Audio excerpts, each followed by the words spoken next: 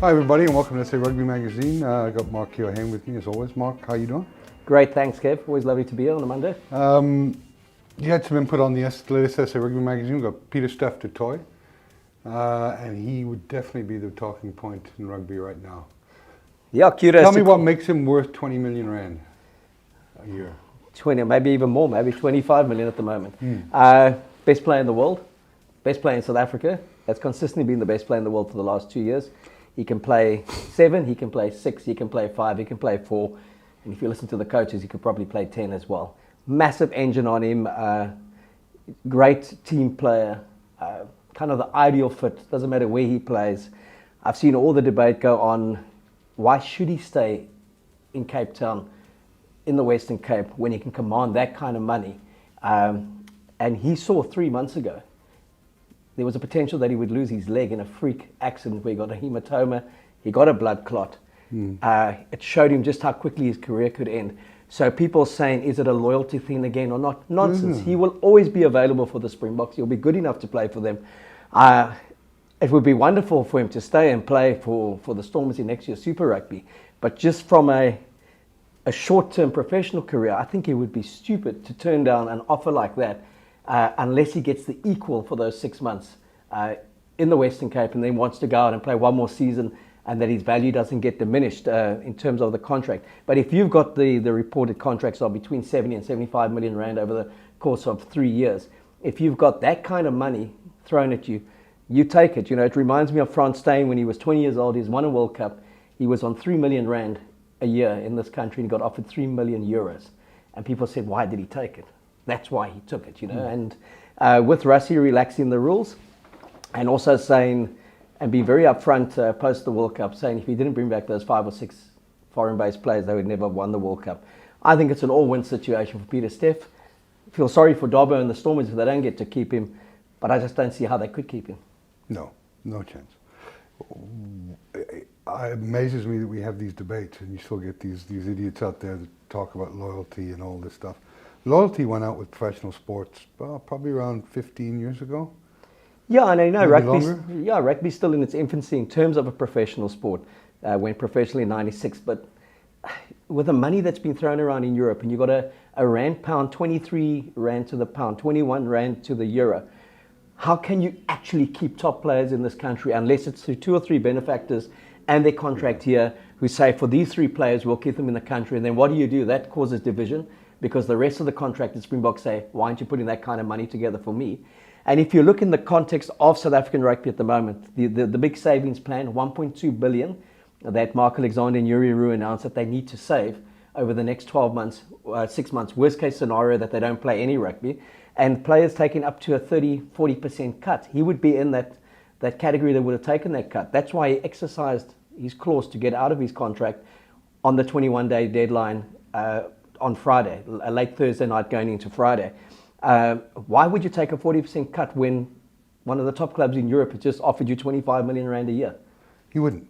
No, you wouldn't. You know, and I see some of the other players that have left. Malcolm Marx, always going to be one of those players that's going to be in big demand overseas. He was just up front. He said, I just can't resist the kind of cash that they're throwing at me. And I never begrudge any player who's good enough to get those contracts overseas and still has the desire to play for South Africa. And I also think they always come back better players as well. Yep. So yeah, I think Pieter-Steph, World Player of the Year, one of our modern day greats already. And good luck to him, and I hope he does well. And we'll see him in that Bok jersey when it matters in the Rugby Championship, and most specifically against the British and Irish Lions. And what do you say to the Lions guy that came out and said that we shouldn't be picking overseas box? Yeah, isn't the time for that over, that debate? That debate is long over. What he's trying to do is protect the Lions as a franchise, protect the young players that he's got here, which that ship has sailed. You can't keep players in this country with the rand value anymore.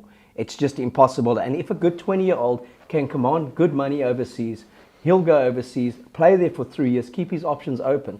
So if I was 21, good enough to make a Super Rugby franchise, get that contract, I'd go there. If Rassie Erasmus doesn't pick me in those 3 years, I still have the option of potentially playing for France in 5 years or playing for England in 5 years because of the 5-year rule now. It used to be 3, now it's 5. But if you're good enough over there and you're one of the best in the world, he's going to pick you, as he showed with Cheslin Colby when he was the star in Europe. He picked him for the box and he was a star for us at the World Cup and leading into the World Cup. So it's an all-win situation for the very best. Those that are moaning or bemoaning it, they may be in that second category. Not quite good enough to get that big contract overseas, and a little bit annoyed that their salary's been cut in the context of financials in rugby in South Africa and the rest of the world at the moment. Yeah, I don't have much to add, Marcus. Best of luck to Pieter-Steph. What a great servant he's been for South African rugby, and hopefully he continues to be a servant.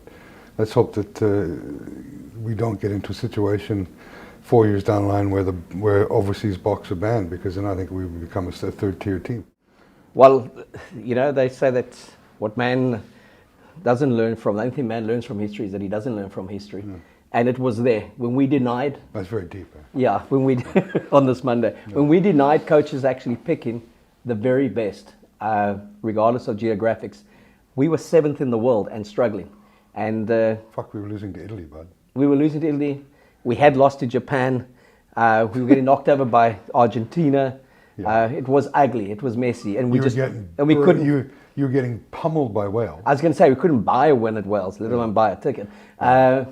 If anything that it showed when we got to the World Cup, we finally broke that dude, and only just in beating a very good Welsh team. So Springbok rugby won't be affected. I understand that the regions will be slightly affected, but it also throws into the discussion pot the value of Super Rugby, the kind of way we look at Super Rugby, what's a feeder competition, and kind of what is the strength of our local teams. Yeah. And just, I want to touch on Lions tickets. Some people have phoned me from overseas, some friends. I've heard some other friends chatting and saying, yeah, their friends have just got tickets. What are you saying for anybody that's actually sitting there or believing that they've got a British Lions ticket in their hand? Well, I think they've lost their money. So spoke to Mark Alexander, and I see he did put out a statement this morning, which is on SA Rugby magazine and other media channels, to caution people against buying tickets now, to say they're illegal tickets because they don't even exist. So we don't even know if the tour is going to start in July, the original schedule. If there's a delay, it will probably start later September. It will definitely happen next year. So they have to wait for World Rugby to see how their season has got to be restructured. But the ballot was originally going to open in April. The ballot will now potentially open in September. A ballot means you've got to register first, and those registration sites are all over rugby and sports online channels. You register to go into the pot, then in September the ballot will open, and you kind of apply for the certain games you want to get to. Yeah. You then get told that you get the tickets or you don't get the tickets, and that's how it works in the ballot online system.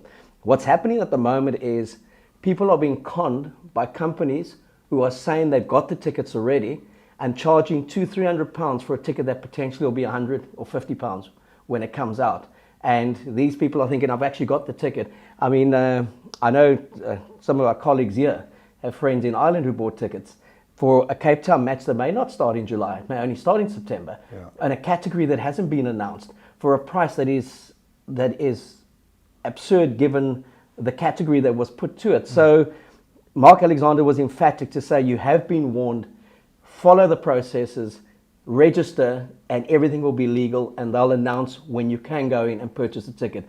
But any ticket that's going to be purchased now just doesn't exist, and then it's going to be a fight between whoever you purchase it from and yourself to actually get your money back. Yeah, so people, be warned, be careful.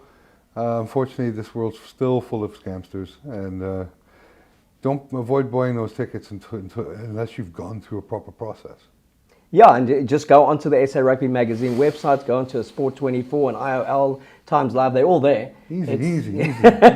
Go to SA Rugby magazine first and register to kind of be in the mix. Yeah, huge excitement still around that the Lions tour. There is, but there's also just a sense of, come on, let's get sports back on. Let's just start getting back and living life. Yeah, and you get more and more in the last week. I've felt that when you see the lack of hysteria now in the UK, especially because they lead the hysteria band, is they've gone from, they don't know if the world will open again till the tubes are going to be running by 100% next week, and football will be back and rugby will be back probably by June. And you know, the first ones, the Liga, the Bundesliga, they were back over the weekend. Yeah. The guys played. They got through it. They said it was like a training drill, like a ghost town, but they played the games. Yeah. And I think more and more as it gets integrated, we'll see that. The one thing Altman Ellis did say is, why can't you, if a 60,000 seater, why can't you have 6,000 people at that game with physical distancing? Because if you're traveling on a tube or you're traveling in public transport, there is a kind of distancing that they're trying to apply to the mix, even though it doesn't work. Why does it have to be a blanket, no spectators? Why can't it be per capita in terms of what your stadium takes and who you can let in? Just to have some form of thing there. If we went like that, the Bulls would have a capacity crowd every weekend, because 3,000 or 5,000 would be there. Yeah. But yeah, I think sooner rather than later, hoping to see good sport and especially see good rugby. Yeah. Starting with the Kiwis, 13th of June. Can't wait. And on that, Bowden Barrett gets back to, from lockdown, he gets back to training. Yeah. And he breaks the fitness record over 20, 40, 60 meter sprints, Well, I should shuttles. hope so, Mark. How much rest has he had? Obviously shows he's got a big plot if he's going past 60 meters the whole time. But it's interesting to see him come back, and he's got a lot to prove. And we spoke about it last week. First match back against his brother and against his old mates at the Hurricanes. Saw a wonderful quote from him in the week, and he said, look, he knows if that first tackle gets made and Dane Coles is on top of him, he's going to get more than a verbal from him, and he's expecting it. So he's expecting to be roughed up when they do play, and he says he wouldn't want it any other way, because they were really annoyed that he had gone to the Blues. Yeah, and then just looking at what's been going on the social media and that, a nice little element is Percy Montgomery. Okay, sorry, yeah. Yeah, he's got that beautiful house that he does rent out. Yep. 15 views in Camps I've had the Bay. pleasure of having a couple of dining sessions there. Yes, I think you also walked on water the one time. I remember you were in the pool and out the pool, and people did think you were Jesus as you walked across. Saved everything on your way through. But he's got that fantastic museum within the home, and 102 test matches, 350 first-class games, played for Sacs first team for 2 years, SA Schools Province. He's got every single jersey that he played in. Yeah. And on those games when he was in the test side where they had two, he'd occasionally give one away. But he has kept every jersey from his first team schools jersey all the way through, boots that he played in matric, as he felt that was the stuff that he had earned the right to wear on the field, and he'd never given it away willy-nilly. And he's really got this wonderful, wonderful display. And he's been posting 40 seconds to a minute clips, just talking people through his career, thanking the people who have contributed to it, and just showcasing his jersey. So if you go on to SA Rugby's YouTube channel, you'll see those videos there. If you go into Monty's Twitter and Instagram feeds, they'll also be there. But a nice little sidebar during these times where everyone's picking their best 15s, best 23s, and favourite players. Well, thanks for that, Mark, and I look forward to watching one of those. Thanks, mate. And hopefully we'll have more to report on conditioning and fitness next week. Yeah, I hope so. Cheers, bud.